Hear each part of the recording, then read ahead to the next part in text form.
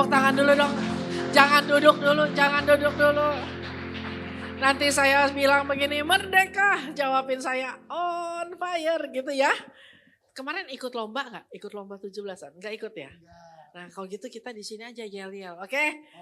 Merdeka! On fire! Merdeka! On fire! Merdeka! On fire! On fire! Merdeka! On fire! Merdeka! Terakhir nih, on fire! Merdeka! Beri kemuliaan yang meriah buat Tuhan kita. Boleh duduk. Terima kasih. Well, kenapa saya ajak kita berdoa? Negara kita situasinya itu enggak begitu baik Bapak Ibu ya. Tapi saya berharap Bapak Ibu, kita bukan karena masalah hidup lalu kita akhirnya enggak peduli dengan bangsa kita. Tapi justru dengan kekuatan dan unity yang dari kita dobrak sama-sama. Amin. Nah, firman saya tuh hari ini, sharing saya tuh bicara mengenai begini nih Bapak Ibu ya. Hari itu adalah hari tergelap yang bisa dialami seorang raja. Nah jadi jangan pikir yang bisa ngalamin hari-hari gelap tuh rakyat jelata doang. Dan juga hari tergelap yang dialami seorang raja ini terjadi di masa zaman Alkitab. Artinya dari zaman Alkitab pun hari-hari tergelap itu terjadi. Hari-hari ini manusia zaman now dengan kecanggihan teknologi ngalamin hari-hari tergelap gak bisa. Nah, tapi saya mau kita tahu bahwa bagaimana caranya kita bisa luput dari itu. Nah, waktu itu latar belakangnya adalah Daud itu kan musuhan sama papa mertuanya. Tapi penyebabnya kan papa mertuanya duluan. Karena iri, Daud itu dapat julukan Daud mengalahkan berlaksa-laksa. Sementara si Pak Saul, Raja Saul cuma dapat bilangnya beribu-ribu. Itu mengakibatkan Saul insecure. Dia ngerasa, jadi maksudnya Daud nih mau gantiin saya. Jadi kayak orang insecure, jadi dia mau bunuh Daud. Daud gak mau ribut sama mertua. Ya kebanyakan kita juga gak mau ribut sama mertua. Jadi Daud menyingkir. Sampai ke daerah lawan, yaitu daerah Filistin. Di Filistin itu dia datang ke salah satu raja yang ada di wilayah Filistin. Namanya Raja Akis. Waktu dia datang dia cerita situasinya dia. Lalu Raja Akis bilang, ya udah sini deh, kamu tinggal ya. Nih ada satu wilayah di daerah kerajaan saya namanya Ziklag. Jadi Daud dengan 600 tentara yang mengikuti dia, itu 600-600-nya itu pahlawan semua. Mereka pergi ke Ziklag, tinggal di situ. Nah terjadilah kemudian, kan di negara Filistin itu, negeri Filistin itu ada beberapa raja kota yang memerintah. Nah raja-raja kota ini datang kepada Raja Akis. Mereka ngomong, Akis, yuk kita perang yuk, kita gempur tuh si Saul gitu. Oke. Akis bilang, oke deh, kalau gitu aku ajak aja nih si Daud nih. Kan dia sama bapak mertuanya udah gak akur. Jadi siapa tahu nih bisa nambah-nambah pasukan gitu. Apalagi dia tahu Daud ini kan pasukannya orangnya banyak. Jadi dia ngomong sama Daud, kamu ikut perang yuk. Kita mau melawan Israel. Nah, situasi itu aja itu udah bikin Daud begini, aduh.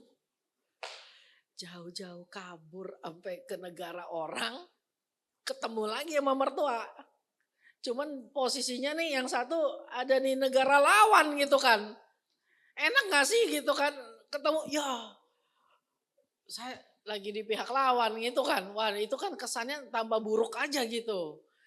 Tapi dia mau bilang no sama Raja Akis, dia gak enak hati karena ini kan udah dikasih tempat. Tapi ya akhirnya dia ikut juga.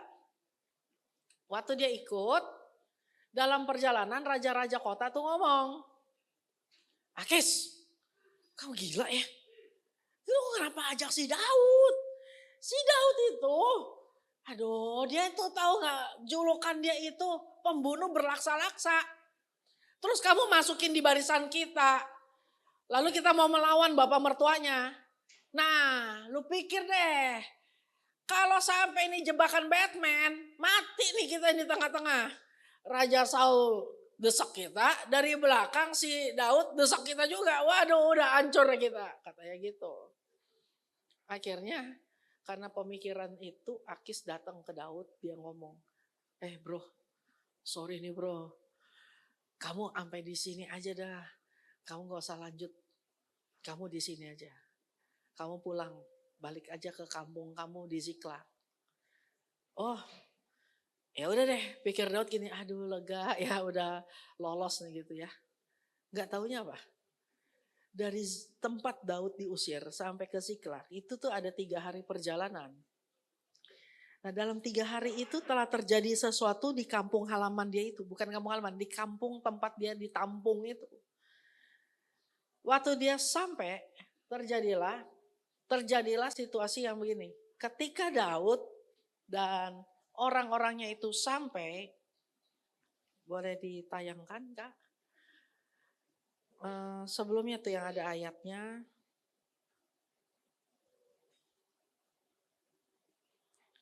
Ketika Daud dan orang-orangnya sampai ke kota, tampaklah kota itu terbakar habis dan istri mereka serta anak-anak mereka yang laki-laki dan perempuan telah ditawan. Lalu menangislah Daud dan rakyat yang bersama-sama dengan dia itu dengan nyaring sampai mereka tidak kuat lagi menangis. Stop sampai situ. Waktu mereka pulang ngelihat kampung berasap.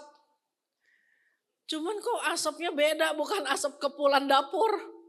Mereka lihat, wah rumah mereka udah rata, udah habis, lalu istri, anak-anak, orang-orang yang ada di situ nggak tersisa, semuanya diangkut gitu. Itu Daud punya pahlawan-pahlawan yang tadi saya bilang. Pahlawan itu ada 600, itu orang yang selalu berperang sama Daud. Salah satu pahlawannya namanya Isibaal, itu sampai dibilang begini loh. Waktu dalam satu pertempuran ada Isibaal membunuh 800 orang dalam satu pertempuran. Sampai pedang tinggal melekat di tangannya. Sampai udah gak lepas itu sampai satu pertempuran 800. Lalu dia punya yang namanya Eleazar anak Dodo. Orang yang juga ahli pedang. Lalu dia punya orang yang ahli tombak. Ada Triwira. Daud cuma ngomong begini nih. Aduh saya haus banget nih. Tapi saya pengen minum dari sumur yang ada di kampung Bethlehem. Padahal itu kampung musuh. 3 perwira demi secangkir minuman. Nerobos masuk. Bantai habis. Lalu keluar bawa lagi. Daud sampai gak minum. Daud bilang ini. Oh aku korbankan ini. Untuk siapa? Aku persembahkan untuk Tuhan. Dia tuang itu. Dia, aduh ini luar biasa nih Triwira gue. Itu orang-orang hebat.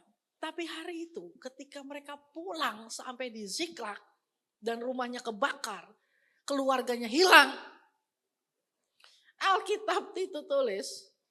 Mereka menangis. Sampai gak kuat lagi menangis. Bapak Ibu pernah ngalamin gak? Nangis yang sampai tuh gak kuat lagi menangis. Kalau ada anak kecil ya nangis di mall. Atau anak di rumah nangis. Wah kalau makin gede suaranya. Tenangannya itu gak ada isinya itu. Dia cuma lagi nguji kita. Ini yang bergetar nih suara dia atau dompet kita yang bergetar. Dia cuma nguji gitu aja. Wah, ya udahlah, berisik ya gitu. Karena dia masih ada tenaga. Kita kalau nyanyi, kalau kita nangis, masih ada tenaga. Kalau udah nggak ada tenaga tuh,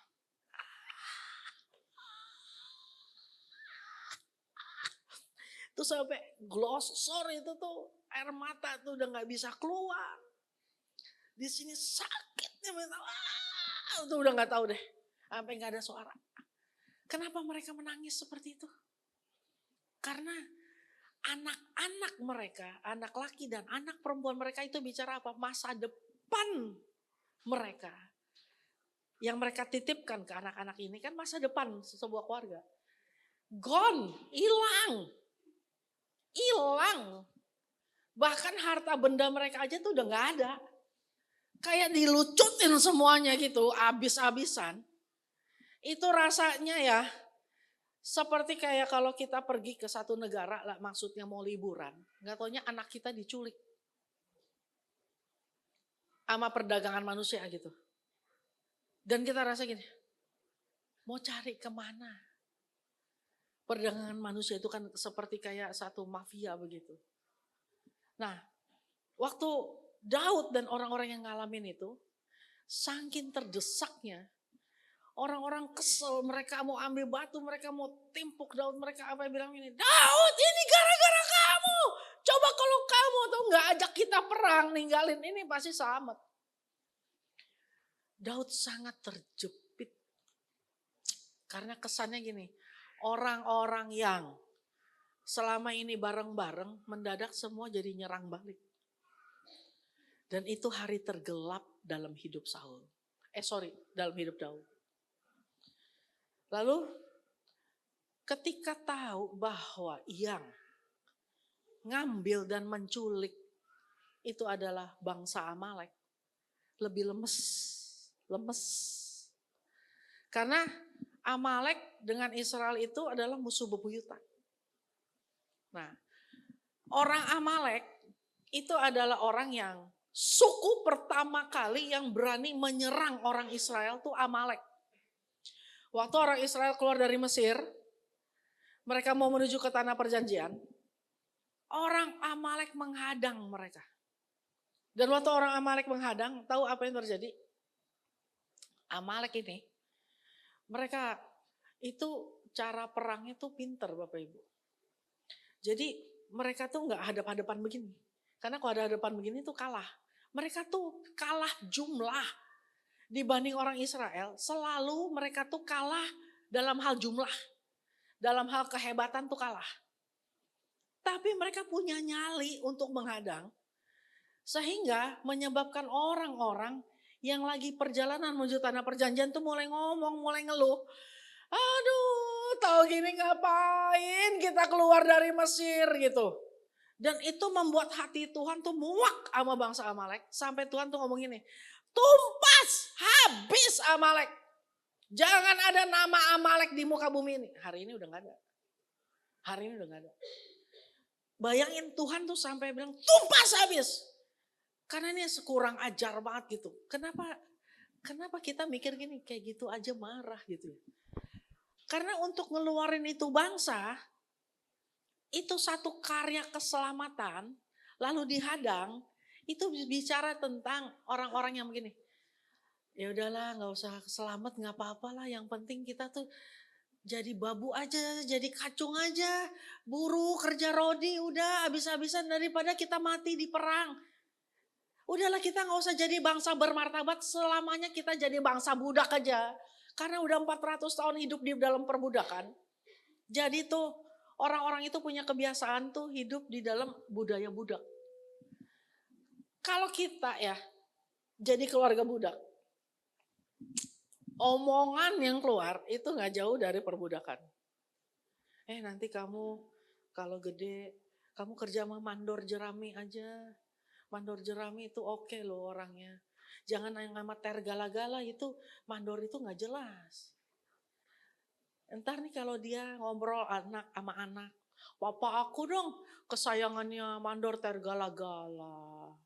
Ntar yang satu, oh enggak, kalau kakek aku tuh waktu meninggal mayor itu mandornya jerami datang terus kasih kita banyak makanan. Ntar ada lagi yang ngomong, kamu kalau nanti lulus, kalau udah mau kerja gitu, usahakan kamu menjadi seperti mandor jerami. Tahu gak, itu tuh batas ngomongnya segitu aja.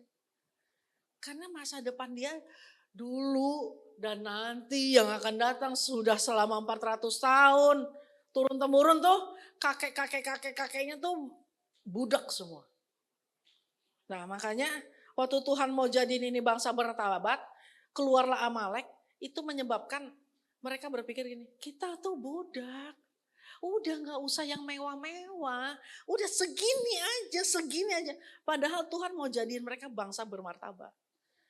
Nah Amalek muncul, menyerang habis sampai Musa harus angkat tangan.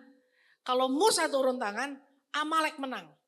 Kalau Musa angkat tangan, Yosua yang menang. Akhirnya sampai ditopang sama Harun, ditopang lagi sama Hur. Sangkin tuh kalau angkat tangan begini, kekuatan Tuhan berlimpah, orang Amalek kalah. Nah hari itu, setelah beberapa ratus tahun berikutnya, terjadilah Daud mengalami situasi yang sama. Amalek itu punya kebiasaan gini, waktu dia tahu, wah di hadapan musuh dia nih, tentara yang hebat. Dia bisa ngintai sampai tuh muter sampai belakang. Jadi dia gak berani hadap-hadapan gini, dia muter. Dia puter sampai belakang, tujuannya apa? Bagian belakang barisan Israel itu isinya anak-anak. Orang yang udah tua, ibu-ibu yang lagi hamil, orang yang lagi sakit. Harta benda semua ditaruhnya di barisan paling belakang. Jadi dia bisa jalan muterin, kalau ada gak berani dia muter sampai di belakang ketemu dengan orang-orang lemah. Di situ dipukul habis, dijarah, yang paling depan udah jalan gagah-gagah begitu, nggak tahu yang pas lihat kecolongan dari belakang. Nah itu orang Amalek. Mereka dapat julukan gini, the dweller in a valley, artinya orang-orang penunggu lembah. Karena mereka itu tinggalnya di lembah-lembah. Jadi mereka mengintai dari lembah, mereka lihat, lalu mereka ambil, diputerin jalannya, gak apa-apa jauh gak apa-apa.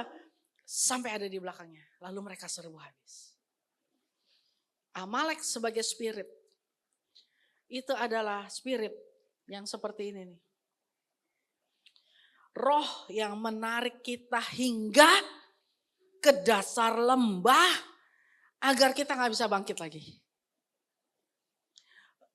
Roh Amalek atau spirit Amalek itu merampas semua aspek kehidupan kita.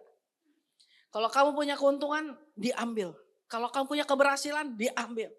Kamu punya anugerah dari Tuhan, dirampas. Masa depan kamu hilang. Kebahagiaan, kerukunan, damai sejahtera, sukacita, pekerjaan, pelayanan, keluarga, hilang. Kesehatan, ambil semua. Bahkan ingatan yang baik. Itu kalau bisa dirampas dari hidup kamu, dirampas. Tujuannya cuma satu, membuat kita tumpul secara roh. Jadi spirit Amalek itu adalah spirit yang gini. Kalau lu bisa jatuh, kenapa lu harus berdiri tegak?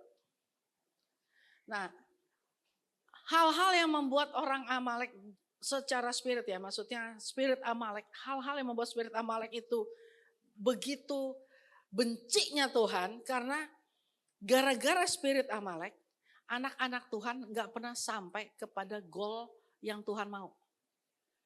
Kalau orang kena yang namanya kemarahan, orang kena kepahitan, orang punya kebencian, itu dia akan terhambat untuk mencapai goalnya Tuhan. Karena begini, kita dari depan bisa kelihatan kayak rohani loh. Wah kita doa nyembah, orang ngeliatnya gini, wih gila dia rohani banget tuh. Tapi di belakang kita ada banyak hal yang kita sembunyikan. Karena kita takut dan kita malu kalau itu keluar, nama baik kita jelek. Kita sembunyikan kelemahan kita. Kita punya anak, kebutuhan khusus. Down syndrome. Aduh jangan dibawa keluar, jangan dibawa keluar. Kita punya kelemahan. Apa kelemahan kita? Suami kita selingkuh. Aduh jangan sampai dia tahu, jangan ada yang tahu. Kita punya kelemahan, apa kelemahan kita? Kita tukang ngutang. Aduh jangan dikasih tahu, jangan nanti kalau mau pinjam ngutang tuh gak bisa. Bahkan begini ya, kita gak ada duit, kita malu ngaku bahwa kita gak punya duit. Aduh kita sembunyiin. Pertanyaan saya gini, banyak orang kepengen kelihatan kayak orang kaya, padahal duitnya nggak ada. Kalau sekarang ini, orang bisa jalan di mall, ditawarin kartu kredit, itu jawabannya tuh macam-macam. Saya pernah duduk di satu tempat, tukang penawar kartu kredit. Bu, kartu kredit. Oh, maaf saya nggak pakai itu. Saya udah ada yang lain yang lebih bagus gitu. Bu, ini kartu kredit. Limitnya berapa? Oh, cuma segitu kalau saya punya, kesannya begitu. Tapi itu terus di Uber karena namanya teknik marketing itu jauh lebih bagus.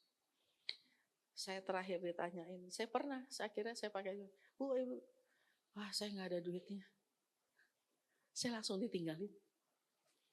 Parfum juga begitu. Parfumnya bu, ini. Saya ngomong, berapa harganya?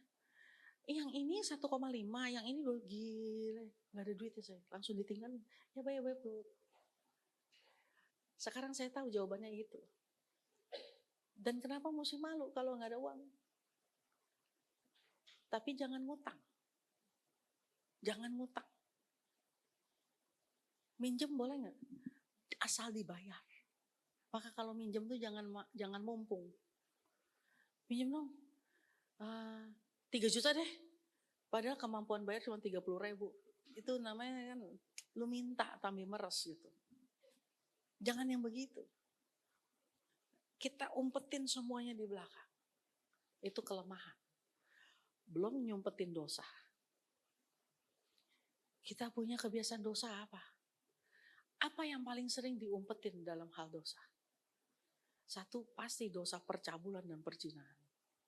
Gak ada yang berani ngaku kalau di sini hobinya apa? Nonton film porno, gak ada.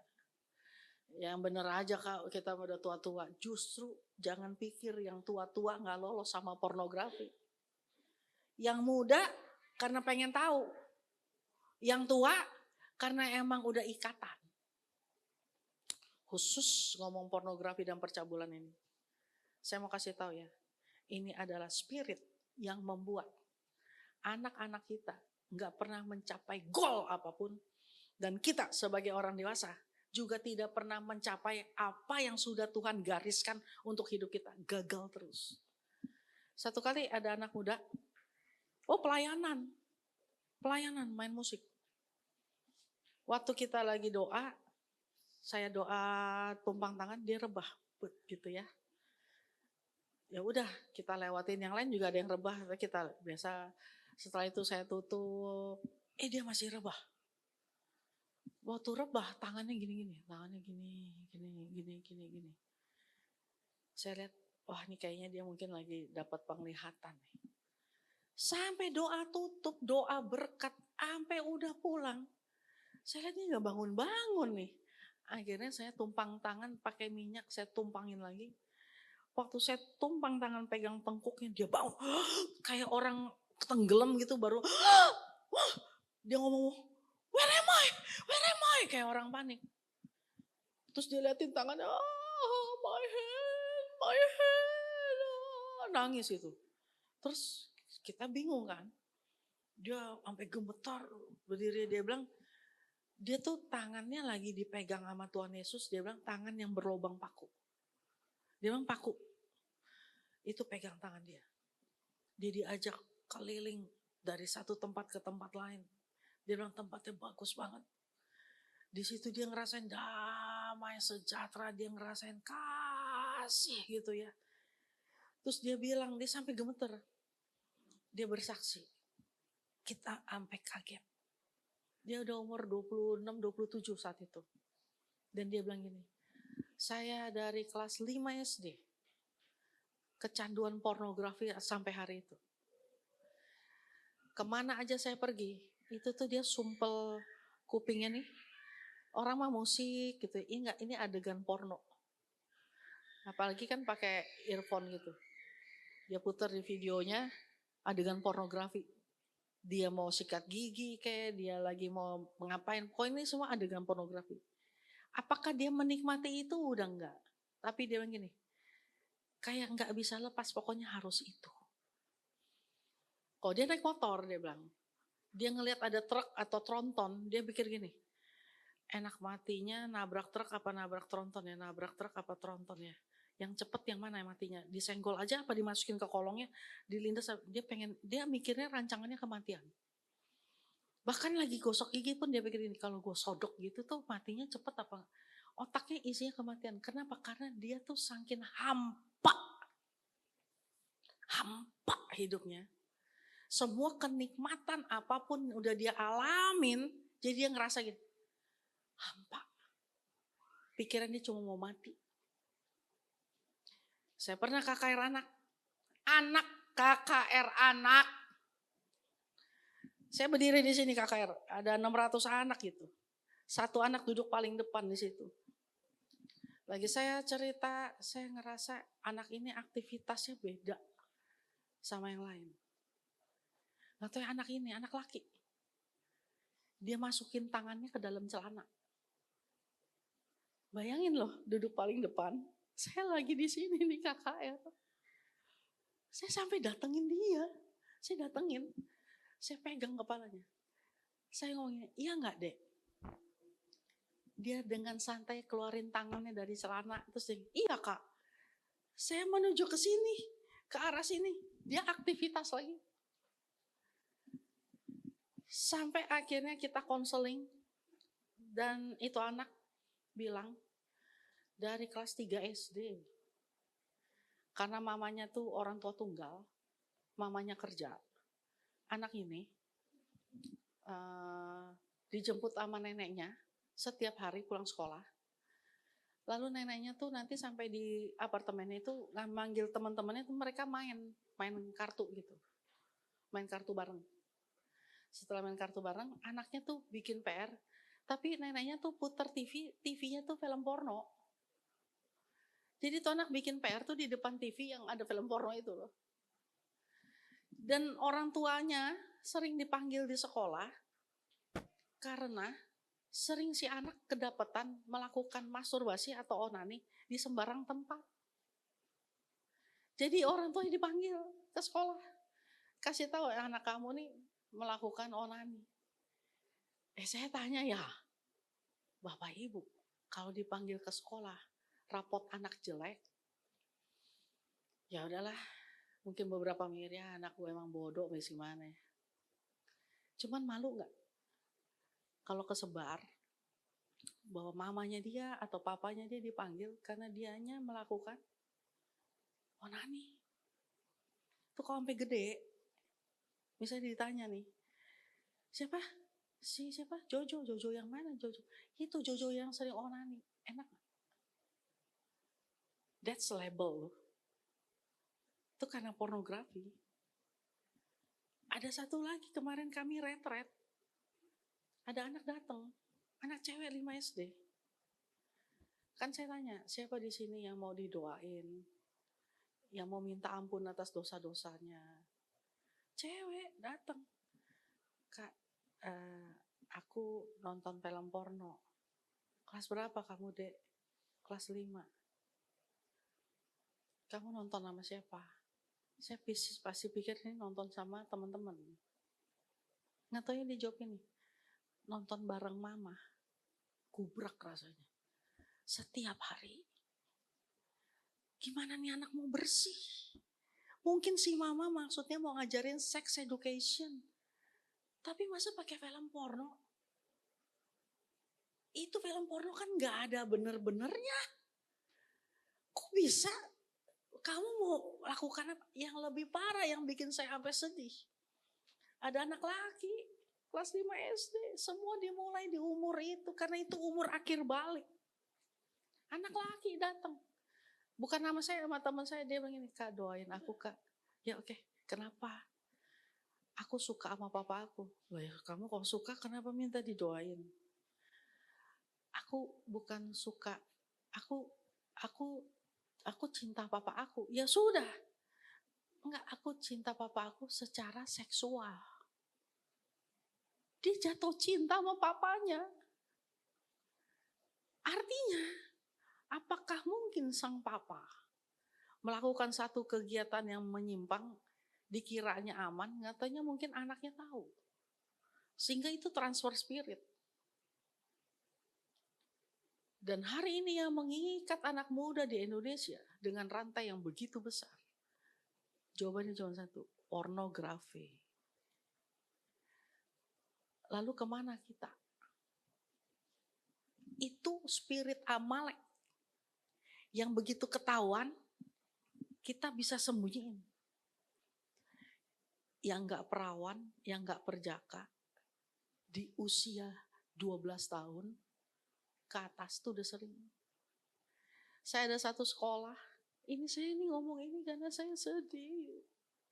Saya tuh mau Bapak Ibu tuh paham gitu, bangun gitu loh. Ini ditantangin begini, di satu sekolah loh. Kamu mau loncat dari lantai 2. Kan berarti kalau loncat dari lantai 2 di satu titik itu gak mati sih. Cuman artinya gini, berani gak loh? Pilih mana?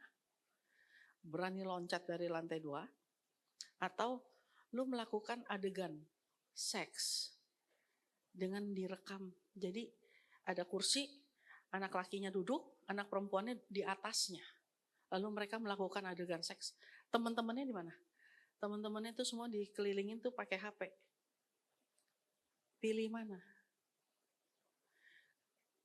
Teman saya, lebih tepatnya sepupu saya, dia bilang setiap hari mereka harus tangkepin anak-anak yang berusaha mau loncat. Sampai itu tempat itu ditutup sama kawat. Karena pengen percobaan untuk menjatuhkan diri itu banyak. Spirit ini lagi bekerja. Belum Roblox.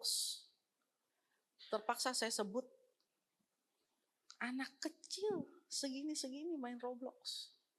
Saya nggak bilang anaknya. Umur-umur segini tuh banyak yang main Roblox. Dan adegannya, adegan porno.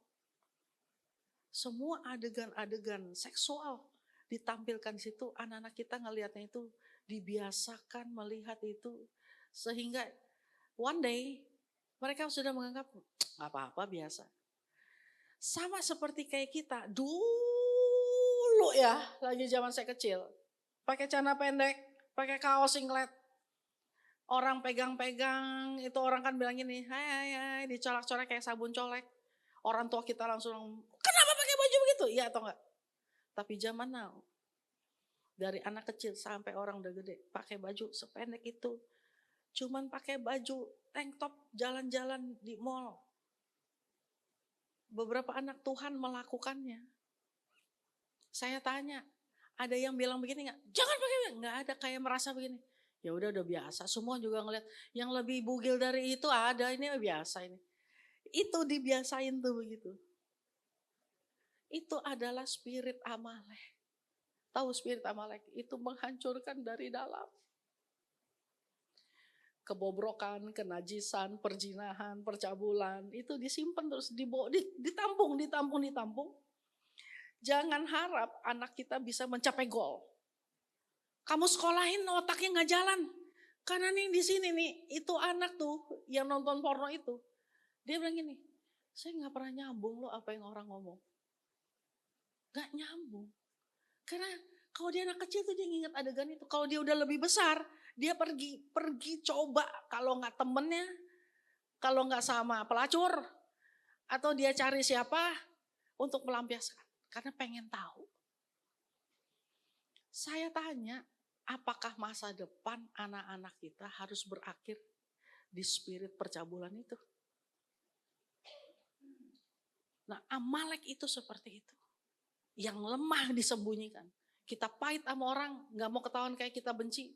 Tapi menghindar, disimpan terus, itu juga kelemahan. Dari belakang disimpan. Dari depan kelihatan baik-baik, tapi dari belakangnya bobrok. Kita gak akan mencapai goal apapun. Gak akan mencapai goal apapun.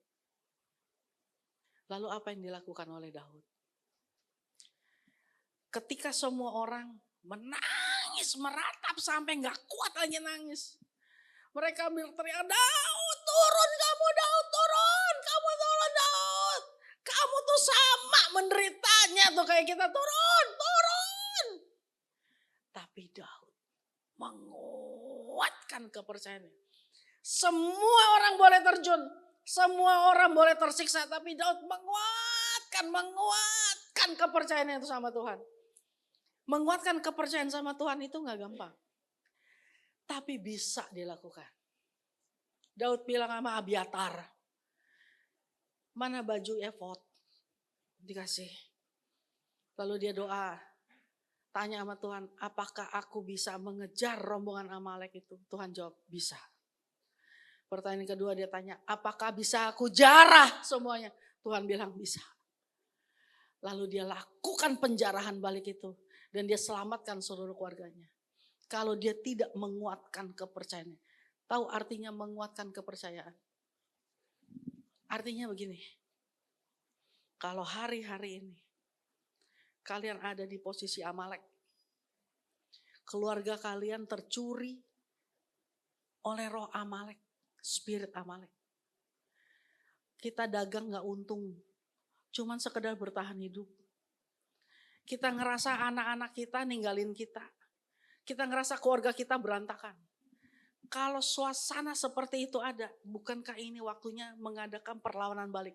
Tetapi kalau kamu kecil hatimu, tawar hatimu, sesek, marah, benci, kecewa, maka kecillah kekuatanmu. Alkitab bilang, kalau kamu gak punya kekuatan untuk menjara balik, artinya kamu gak punya kekuatan doa. Saya tanya ya, apa hal yang paling powerful di dunia ini? Doa. Tapi kenapa orang itu gak pengen untuk berdoa? Karena mereka merasa begini, gak guna. Coba aja sekali.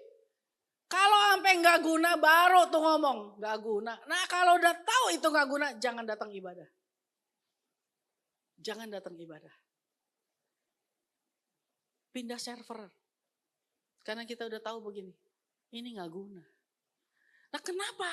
Kenapa kita sampai gak kepengen doa? Karena kita udah merasa begini, ada orang lain toh yang bisa tolong. Ada bos, ada pemimpin, ada teman dekat, sama ada kakak, saudara kandung, semua yang bisa tolong sementara ini. Tapi kita gak pernah menggantungkan itu sama Tuhan. Hati kita udah begini, gak ada Tuhan ada yang lain. Udah mulai begitu. Gak usah doa lah, kita ngomong baik-baik aja sama bos pasti dipinjemin. Udah begitu, karena selalu ada yang lain. Ada yang lain, sehingga kita tuh rasanya gini, kayaknya gak harus sama Tuhan kali ya. Mungkin ini cara Tuhan kali. Sampai kita pikir begitu. Kita udah gak ngandelin Tuhan. Doa kita aja udah gak semangat. Gak ada roh doa, gak ada. Rasa kepengen berdoa tuh udah gak kepengen. Saya ngeliatin orang-orang kalau disuruh kumpul doa tuh pasti datang. Kenapa? Karena di absen. Yang kedua kenapa? Karena dikasih makan. Ketiga karena gak enak hati. Tapi begitu duduk datang doa, tuh di sini tuh udah gini. Sampai jam berapa nih ya? Gue terjebak di sini sampai jam berapa ya? Gak ada rasa begini nih. Oh aku mau mencari Tuhan. Oh aku kangen sama Tuhan. Aku pengen menyembah dia. Aku pengen ngomong sesuatu tuh gak ada. Gak ada. Saya tuh ngeliatin. Bapak ibu aja capek. Untuk datang berjumpa sama Tuhan, tapi kita harus melalui ada yang namanya ibadah, berarti ketemu orang-orang, ada yang namanya pertemuan doa, ketemu orang-orang lagi. Memang itu orang-orang banyakan tuh bikin kita toksik, bisa. Tapi itu udah duduk nyembah, diajak rame-rame aja males. Saya jamin di rumah pasti gak pernah. Kenapa di sini udah gak kepengen doa? Udah gak kepengen ketemu Tuhan tuh udah gak mau. Udah rasa beban. Ada gak sih yang lebih gampang gitu? Oh ada pinjaman cair tunai dalam 30 menit selesai. Kenapa gue mesti duduk menanti-nantian Tuhan? Tolong saya Tuhan. Kenapa gue mesti gitu? Kalau gue udah bisa pergi ke situ. Kita pergi gini, dokter siapa yang hebat ya? Kayaknya pernah tuh. Atau enggak obat MLM apa tuh yang bagus tuh ya. Kayaknya pernah tuh. Kita selalu begitu. Tapi kita gak mau tuh. Duduk. Ku sembah kau Tuhan. Aduh ini lagu berat amat. Yang ringan. Ringan apa ya? Gak ada lagu ringan. Karena di sininya emang gak kepengen. Semuanya jadi berat. Kalau udah kayak begitu, artinya yang lebih kuat menggerogoti kita adalah roh Amaleknya. Spirit Amaleknya itu yang lebih kuat. Jadi waktu kita mau berdoa, tuh spirit narik, lu kan masih benci sama abang lu. Lu kan masih ribut sama adek lu. Lu kan abis bikin dosa, lu kan abis berzina. Lu kan habis nyolong duit, bukan? Itu tuh terus tuh di situ tuh. Di belakang. Nikam terus, nikam. Akhirnya mau berdoa tuh gak bisa. Kecuali satu hal aja. Kuatkan kepercayaan. Kuatkan tuh artinya gini. Waktu kita doa tuh gak ada yang bisa tolong selain doa. Satu kali saya pergi ke satu tempat ya. Ada ibu hamil di tengah sampah. Di daerah Cakung Cilincing. Di situ ada gereja dengan penggembalaan seorang ibu. Suaminya udah meninggal. Dia mendirikan gereja itu di tengah-tengah sampah karena semuanya itu adalah orang pemulung. Waktu mantunya mau melahirkan itu kejadian sungsang. Terus dia tuh, aduh saya gak kebayang ya. Tapi dia gini, ayo nak, dia ngomong. Maafkan mama, kita memang gak ada uang. Kita gak ada uang, kita gak bisa bawa kamu ke rumah sakit. Tapi kita punya Tuhan. Kita punya Tuhan. Tuh orang lagi kesakitan, udah minta ampun. Ayo kita bahasa roh, kita nyembah bahasa roh. Waktu anaknya udah lahir, selamat. Lahir normal. Pakai panggil bidan. Lahir normal di rumahnya. Saya ngomong sama ibunya ini, saya nanya, Bu, kok kamu bisa seperti itu? Satu jawaban dia yang hari ini saya selalu ingat, dia bilang gini, Kasih, tidak ada kekuatan kita untuk bisa apa-apa selain doa. Kita gak punya duit, kita gak punya kenalan dokter yang bisa tolong kita seketika. Kita cuma bisa ngandelin Tuhan.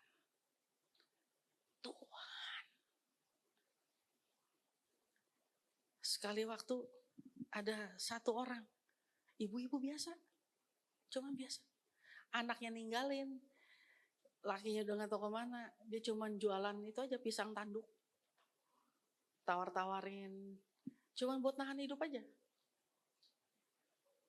Hari itu dia mesti keluar dari tempat di mana dia udah bernaung di tempat itu. Udah gak ada cara lain. Saking buta ya caranya dia udah gak tahu gimana. Kan dia bilang Tuhan itu akan menolong. Di kios lapaknya dia yang cuma segitu-gitu ya tuh dia berlutut dia Tuhan, Tuhan. Orang bilang lu udah mulai gila lu. Udah mulai gila lu. Dia mungkin bisa dia bilang. Buang harga diri dia itu dia bilang dengan dua cara. Satu, datengin saudara yang dia kenal, teman yang dia kenal, bisa. Tapi dia bilang gini, saya rasa lebih baik saya buang harga diri saya di hadapan Tuhan. Jadi dia duduk berlutut gitu. Tuhan, tolonglah Tuhan, tolonglah Tuhan. Itu samping-sampingnya semua dengar. Tahu? Yang lain itu kelibas semua, kelibas termasuk dia. Tapi dia dikasih kios baru. Free, gratis. Gak ada yang tepuk tangan loh buat Tuhan Yesus. Karena kita cara pikir gimana caranya tuh bisa begitu. Karena kita ngandelin orang. Ada orang-orang yang berani taruh seluruhnya. Karena gini, udah gak ada harapan. Cuman Tuhan. Ada guru sekolah minggu saya tuh ada yang terbaring. Lumpuh. Udah tinggal tunggu mati aja. Semua juga udah ngomongnya gini. Nanti kalau penguburan atau apa keluarganya dipanggil ya. Ini kan keluarganya di Jawa. Ini panggil dong ini siapa. Itu lingkungan RT RW-nya tuh gantian gitu. Karena dia tinggal sendirian. Dia tidak punya keluarga, tidak menikah, sendirian. Lingkungan RT RW itu udah datang. Tahu? Di ranjang dia cuma gini. Tuhan, Setidaknya saya nggak mau mati begini Tuhan. Harapan saya cuma Tuhan, saya nggak punya yang lain, saya cuma punya Tuhan. Saya tinggal di tempat lingkungan yang tidak mengenal Tuhan. Saya cuma perlu Tuhan.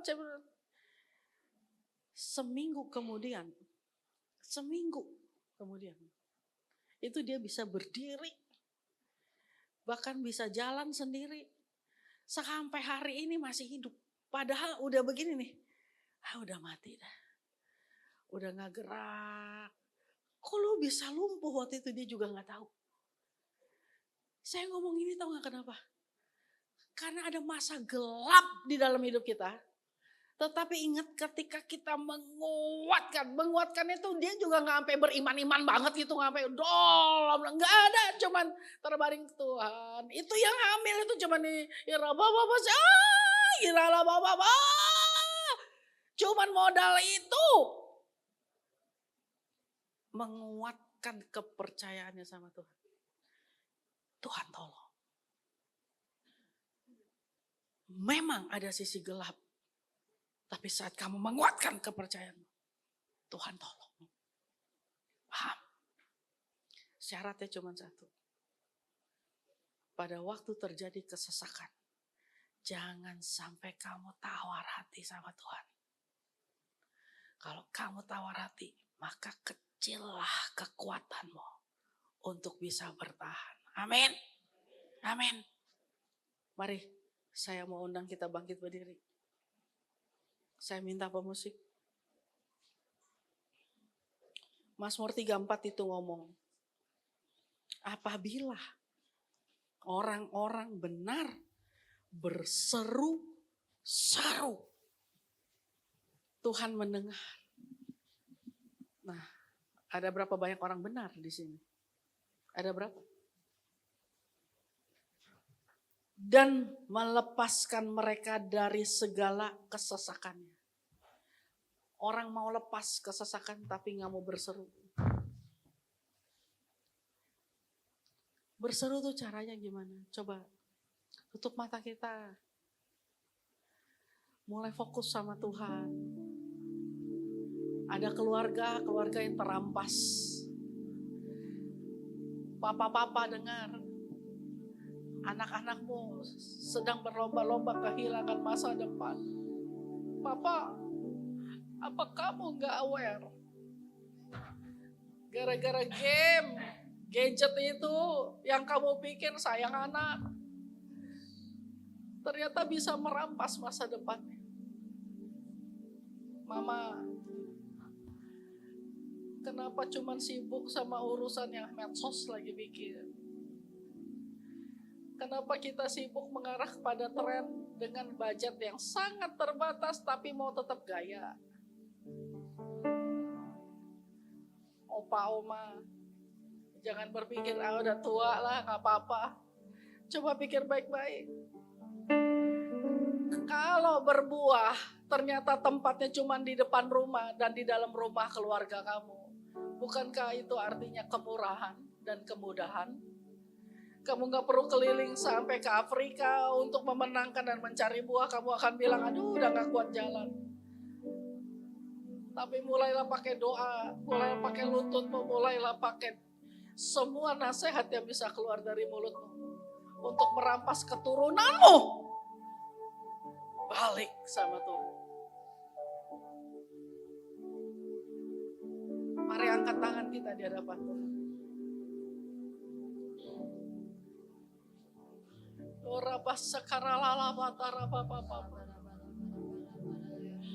Sujud di altarnya, ku bawa hidupku, ku terima anugerahnya, Dia ampuniku dan bebaskanku. Dia ubah hidupku, barui hatiku.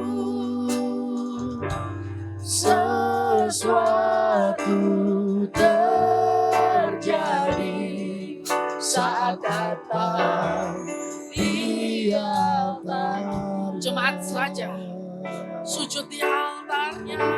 Sujud di altarnya. Mari datang. Ku bawa hidup. Mari lepaskan egois kita. Hampiri Tuhan.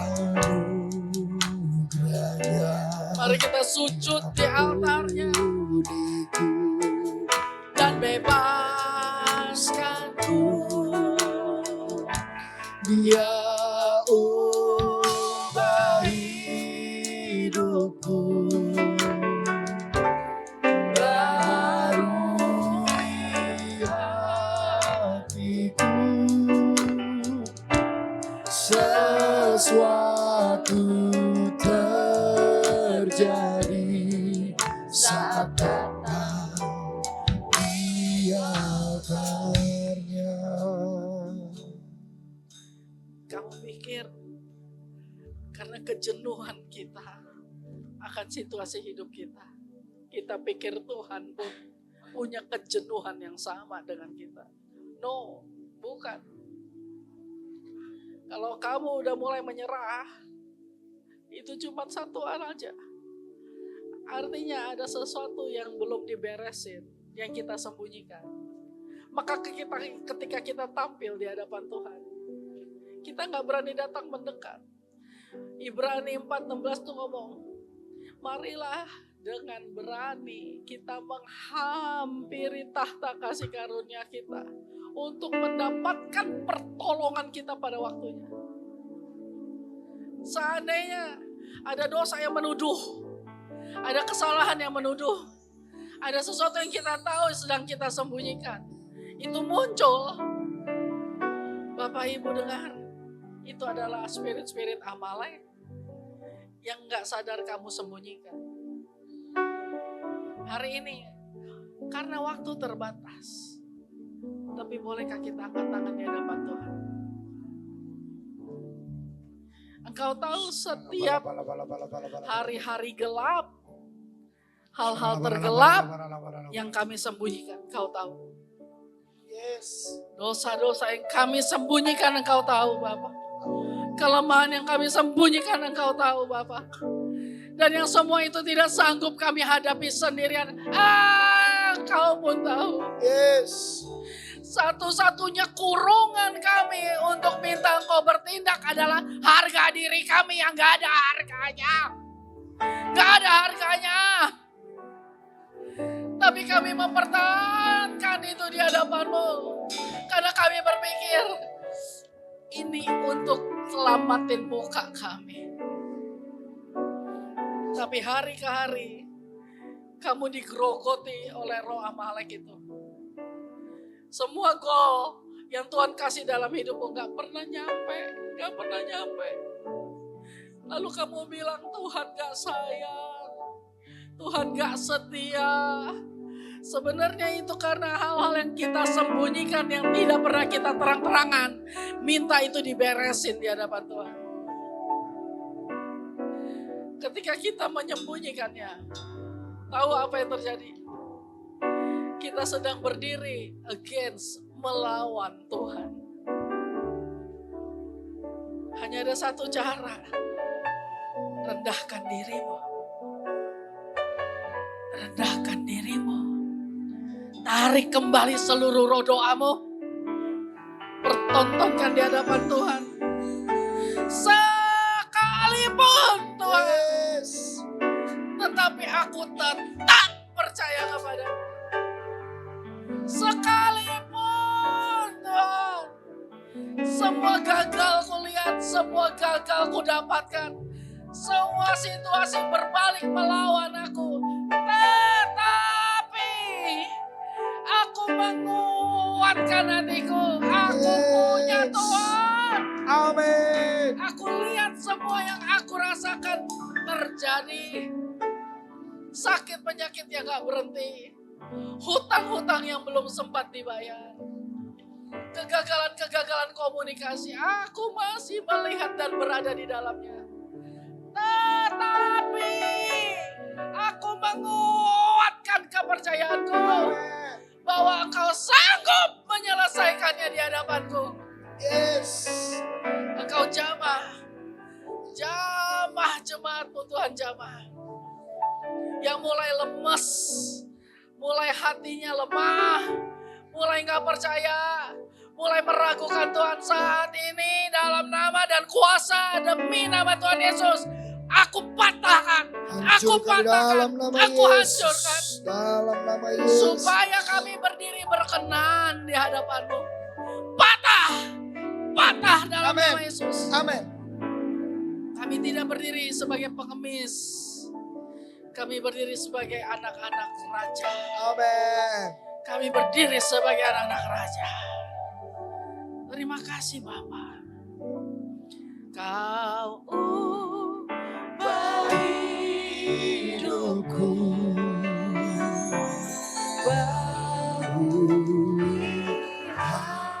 Hatiku sesuatu terjadi, pemulihan terjadi,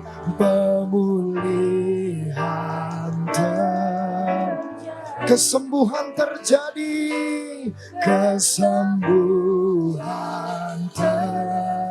kemenangan terjadi, pemulihan terjadi,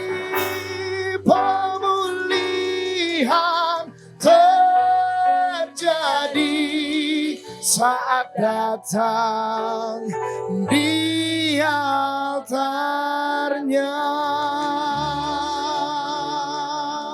Sorakan haleluya.